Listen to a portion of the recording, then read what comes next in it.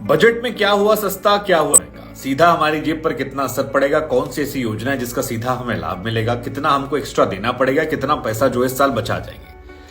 आम आदमी जो है उससे बजट से सिर्फ इतना लेना देना होता है, बाकी जितनी टेक्निकल बातें होती हैं वो सर के ऊपर से निकलती हैं। इसलिए हमें लगा कि बिना लाग लपेट के आसान शब्दों में आपको समझा दें कि बाबू कहां पर आपको ज्यादा पैसा देना है और कौन सी चीज है जो आप खरीदने जाएंगे तो आपका पैसा जो है वो बच जाएगा।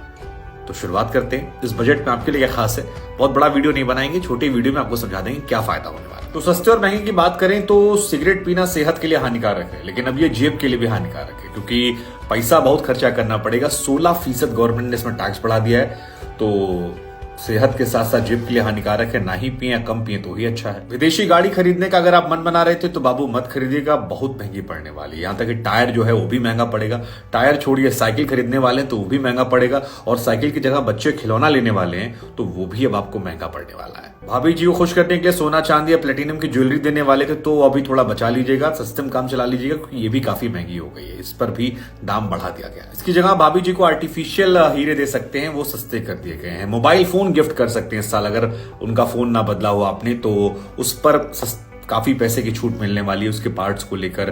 टीवी घर का बदल सकते हैं आप, क्योंकि टीवी जो है वो भी काफी ज्यादा सस्ती कर दी गई हो और अब आप टीवी बदल सकते हैं। अगर आपको हॉर्स ट्रेनिंग वनिंग का शौक है तो इंपोर्टेंट जो घोड़े आते हैं उन्हें सस्ता कर दिया गया है। देसी चिमनी जो है वो सस्ती कर दी गई है।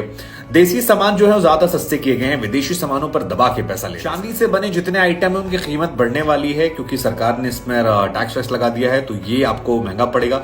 हीरा जो है वो सस्ता पड़ जाएगा, हीरा आता इतना महंगा कहाँ खरीदेंगे हम। और हाँ, एक और चीज, बरसात में जो छाता आप यूज करते हैं, धूप में गर्मी आने वाली है तो वो छाता जो है महंगा हो गया है, तो अभी से जल्दी से ले लीजिए आप। और दूसरा, इलेक्ट्रॉनिक वाहन जो हैं उन्हें सरकार ने सस्ता किया है, तो ये भी एक नई सोच है कि अब इलेक्ट्रॉनिक वाहनों को बढ़ावा दिया जाएगा।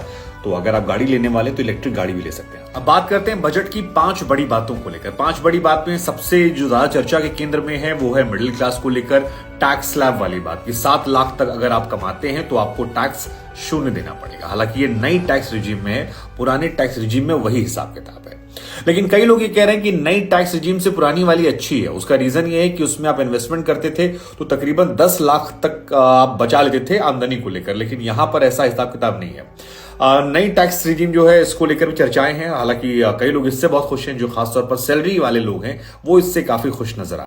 इसकी एक वजह यह भी कि नए टैक्स उसमें 50,000 का स्टैंडर्ड डिडक्शन शामिल किया गया, तो ये जो 50,000 का स्टैंडर्ड डिडक्शन है इससे 7.5 लाख तक अगर आप कमाते हैं तो आपका खर्चा नहीं होगा। हालांकि इसके ऊपर जाने पर खर्चा है, तो आप तय कर लीजिए कि नई और पुरानी स्कीम में कहां पर। पुराने वाले में लोग कह रहे हैं इन्वेस्टमेंट करते हैं तो अच्छा है ज्यादा वो। अब बात कर लेते हैं गरीब लोगों को लेकर। मतलब बहुत सारे लोग कह रहे थे ना, देखिए कमेंट में भी लिख रहे हैं कि यार हम तो 7 लाख 7.5 लाख रुपया कहां से दे पाएंगे, इतना पैसा ही नहीं है, हम तो गरीब हैं। तो भाई अगर आप गरीब आदमी हैं तो आपको 1 साल तक सरकार की तरफ से जो मुफ्त राशन योजना है उसका लाभ और मिल जाएगा। मतलब चुनाव तक 9 राज्य में इस साल चुनाव है, कश्मीर में होगा 10 हो जाएगा, और उसके बाद लोकसभा भी चुनाव है, तो 10 जगह पर ये और लोकसभा मिलाकर 1 साल तक इस योजना का लाभ आपको और मिलेगा। हो सकता आगे भी एक्सटेंड हो जाए, पहले भी कहा गया था बाद में एक्सटेंड होता चला गया।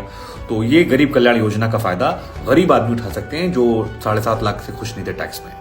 अब अगर आप युवा हैं और आप कह रहे हैं कि भाई खाना पीना तो हमको आप दे दे रहे हैं लेकिन हमको कुछ करना है, कुछ कर गुजरना है, तो इस बजट में हमारे लिए क्या है, तो आपको बता दें कि इस पूरे बजट में जो तकरीबन 1.5 घंटे का था, केवल 4 बार जॉब या रोजगार का इस्तेमाल। तो आपको बता दें कि आपको स्टार्टअप फंड मिल सकता है, ये एक सरकार ने डाला है। इसके अलावा 3 साल तक भत्ता मिलेगा और इंटरनेशनल स्किल के हिसाब से ट्रेनिंग जो है वो भी सरकार देने की तैयारियां कर रही है। आसान शब्दों में कहें तो सरकार ये कोशिश करे कि आप स्वावलंबी बने, और उसके तहत जो है वो यहां पर बजट में प्रावधान रखे गए हैं।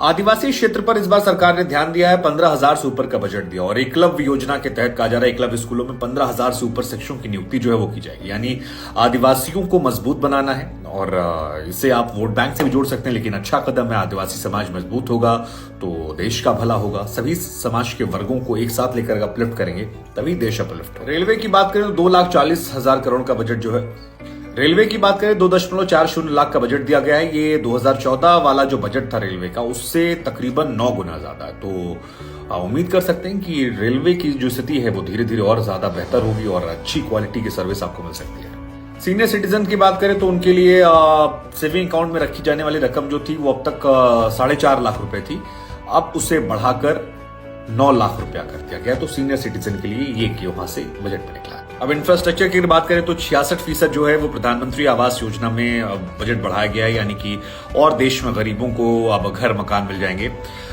2014 से 157 मेडिकल कॉलेज हैं, नए और खोले जाएंगे 157।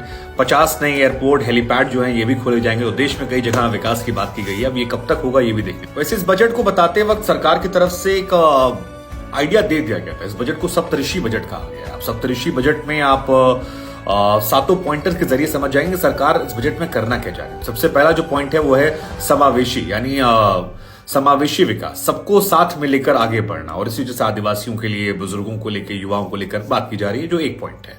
दूसरी बड़ी बात है कि वंचितों को वरीयता देने की बात की जा रही है, यानी जिनके पास नहीं कुछ है उनको प्रायोरिटी इस बजट में दी जाएगी। अब कितना मिल रही है वो आप तय कर लीजिए। बुनियादी ढांचे और निवेश की बात की जा रही है, यानी इंफ्रास्ट्रक्चर को और ज्यादा बेहतर करने की बात है। ये तीसरा पॉइंट सरकार की तरफ से कहा गया है। क्षमता विकास और हरित विकास, यानी किसानों के साथ साथ अब सबको स्किल इंडिया किया जाएगा और आगे बढ़ाया जाएगा। तो कितना कहने वाली कितना अमल करने वाली ये हम आप पर छोड़ते हैं, लेकिन सरकार का ये मॉडल है। युवा शक्ति का भी जिक्र जो है इस बजट में किया गया। और आखिरी जो है वित्तीय क्षेत्र। तो इन 7 पॉइंटर्स को लेकर सरकार कह रही है कि सप्तऋषि का बजट हमारा है। बाकी ओवरऑल समराइज करेंगे बजट को तो इस पूरे बजट में 4 बार जॉब्स की जिक्र किया गया है, 2 बार गरीबों का जिक्र किया गया, टैक्स का 59 बार जिक्र किया गया, 61 बार इंडिया और नेशन का जिक्र किया गया। इसके अलावा SC/ST का 7 बार, OBC का 3 बार जिक्र किया गया और 85 बार इंडिया नेशन और नेशनल का जिक्र किया गया है। अल्पसंख्यक का जिक्र पूरे बजट में एक बार भी नहीं किया गया। तो ये बजट में कुछ हाईलाइट्स है जो हमें लगा आपको बता देते हैं।